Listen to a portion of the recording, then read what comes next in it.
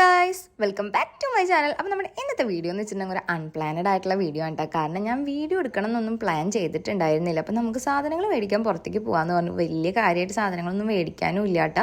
അപ്പോൾ പിന്നെ ഞാൻ വിചാരിച്ചു എന്തായാലും പോവല്ലേ, അപ്പോൾ ഒരു വീഡിയോ എടുക്കാമെന്ന്. അപ്പോൾ നമ്മൾ പോണത് എവിടേക്കാന്ന് വെച്ചിട്ടുണ്ടെങ്കിൽ ചൂണ്ടിലുള്ള സ്മാർട്ട് പോയിന്റിലേക്കാണ്. പിന്നെ അതിൻ്റെ കൂടെ തന്നെ നല്ല മഴയുണ്ടായിരുന്നു. പക്ഷെ മഴ തോർന്ന് നിൽക്കുന്ന സമയം നോക്കിയിട്ടാണ് നമ്മൾ ഇറങ്ങിയിട്ടുണ്ടായിരുന്നത്.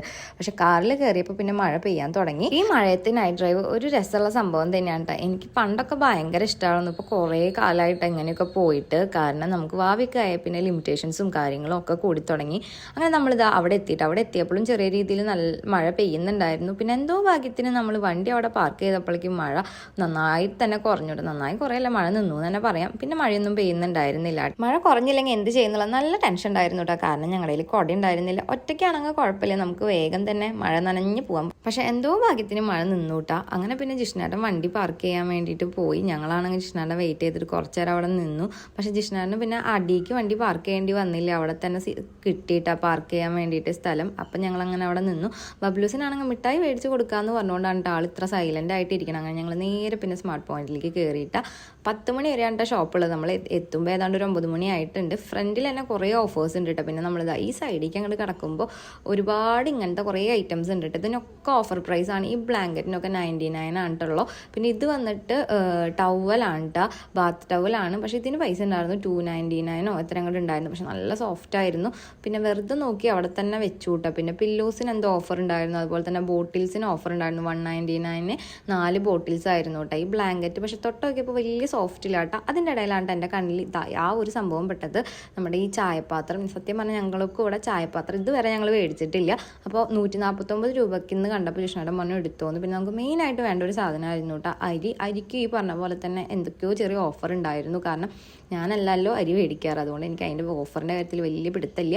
അപ്പോൾ ജിഷ്ണേട്ടൻ പറഞ്ഞു ഓഫർ ഉണ്ട് നമുക്ക് മേടിക്കാമെന്ന്. അങ്ങനെ പിന്നെ ആളോട് ചോദിച്ചിട്ട് പിന്നെ അരി നോക്കുകയാണ് കേട്ടോ. കാരണം മട്ടയ്ക്ക് പിന്നെ അങ്ങനെ എന്തൊക്കെയോ പേരിൽ ഇങ്ങനെ എഴുതി വെച്ചിട്ടുണ്ട്. അപ്പോൾ ഏതാണോ നല്ലത്, മട്ടയാണോ ജയാണോ എന്നൊക്കെ നോക്കി മേടിക്കുകയാണ്. അങ്ങനെ അത് മേടിച്ചു. പിന്നെ നമുക്ക് മെയിനായിട്ട് വേണ്ട സംഭവമാണ് പാമ്പേഴ്സ്. അതിൽ വല്ല ഓഫർ ഉണ്ടെങ്കിൽ നമ്മൾ എവിടെ പോയാലും മേടിക്കാറുണ്ട്. കാരണം അത് സ്റ്റോക്ക് വെക്കണത് നല്ലതാണല്ലോ. പിന്നെ ഞങ്ങൾ ഓഫർ ഉണ്ടോ നോക്കണം വേറൊരു ഐറ്റമാണ് ഈ പുട്ടുപൊടി, അരിപ്പൊടി, അങ്ങനത്തെ സാധനങ്ങൾ, പത്തിരിപ്പൊടിയൊക്കെ. അപ്പോൾ ഞങ്ങൾ നോക്കുകയാണ് സംഭവം. കാരണം എന്ന് വെച്ചിട്ടുണ്ടെങ്കിൽ അതിനും നല്ല ചിലവ് തന്നെയാണ്. കാരണം കാലത്തെ ബ്രേക്ക്ഫാസ്റ്റ് ഉണ്ടാക്കുമ്പോൾ നല്ല ചിലവ് വരാറുണ്ട്. അപ്പോൾ അവിടുത്തെ പയ്യൻ പറഞ്ഞു പുട്ടുപൊടിക്കും അതുപോലെ തന്നെ അരിപ്പൊടിക്കൊക്കെ ഓഫർ ഉണ്ട്, ഫ്രണ്ടിലാണ് ഇരിക്കണം കേട്ടോ. പിന്നെ അവിടെ നിന്ന് എടുക്കാമെന്ന് വിചാരിച്ചു. അങ്ങനെ പിന്നെ നേരെ പിന്നെ ഫ്രൂട്ട്സിൻ്റെ സെക്ഷനിലേക്കാണ് കേട്ടോ പോയത്. ബബ്ലൂസിന് എന്തെങ്കിലും ഫ്രൂട്ട്സ് വാങ്ങാമെന്ന് വെച്ചിട്ട്. പക്ഷെ അവിടെ മെയിനായിട്ട് അങ്ങനെ പ്രത്യേകിച്ച് വലിയ ഫ്രൂട്ട്സ് ഒന്നും ഉണ്ടായിരുന്നില്ല കേട്ടോ. ഈ മാംഗോ പിന്നെ അതുപോലെ തന്നെ തണ്ണിമത്തൻ അതൊക്കെയാണ് ഉണ്ടായിരുന്നത്. സത്യം പറഞ്ഞാൽ വാവ് ഇതൊന്നും കഴിക്കില്ല. പിന്നെ ആകെ ഉണ്ടായിരുന്ന ആപ്പിളാണ് കേട്ടോ. അങ്ങനെ ആപ്പിൾ മേടിച്ചിട്ടുണ്ടായിരുന്നു. അത് ഈ പറഞ്ഞ പോലെ ഒരെണ്ണം കണ്ടാണ് കേട്ടോ മേടിച്ചത്. കാരണം അവൻ വലിയ കാര്യമായിട്ട് കഴിക്കണ സാധനമല്ല. പിന്നെയും അവൻ കഴിക്കുക ഓറഞ്ച് ഇഷ്ടമാണ് കേട്ടോ. ഓറഞ്ച് കഴിക്കാറുണ്ട്. പക്ഷെ ഇപ്പോൾ ഓറഞ്ച് കിട്ടാനില്ല. പിന്നെ ചെറുനാരങ്ങ മേടിക്കാനുണ്ടായിരുന്നു. അങ്ങനെ അത് മേടിച്ചു. പിന്നെ അതിൻ്റെ ഇടയിൽ ഈ വെളുത്തുള്ളി, ചെറിയുള്ളി അങ്ങനത്തെ ഐറ്റംസ് ഇല്ലേ അത് മേടിക്കാനായിരുന്നു. അപ്പം ഞാൻ പറക്കിയിരുന്നാണ്ട് അപ്പോൾ ബബ്ലൂസിന് എൻ്റെ ഒക്കത്ത് കാരണം കേട്ടോ. അങ്ങനെ കയറിയതാണ് അവൻ. അപ്പോൾ അതിൻ്റെ ഇടയിൽ ഇതാ ഈ ഒരു പയ്യൻ നമ്മളോട് ചോദിച്ചിട്ടുണ്ടായിരുന്നു കേട്ടോ, വീഡിയോ എടുക്കണ കണ്ടിട്ട് ചേച്ചി വ്ളോഗറാണോ എന്ന് ചോദിച്ചു. അപ്പോൾ ആദ്യം എനിക്ക് എന്തോ ഒരു ചമ്മൽ പോലെയാണ് കേട്ടോ തോന്നിയത്. അപ്പോൾ ഞാൻ പറഞ്ഞു വ്ളോഗർ തന്നെയാണ് എന്ന് പറഞ്ഞു കേട്ടോ.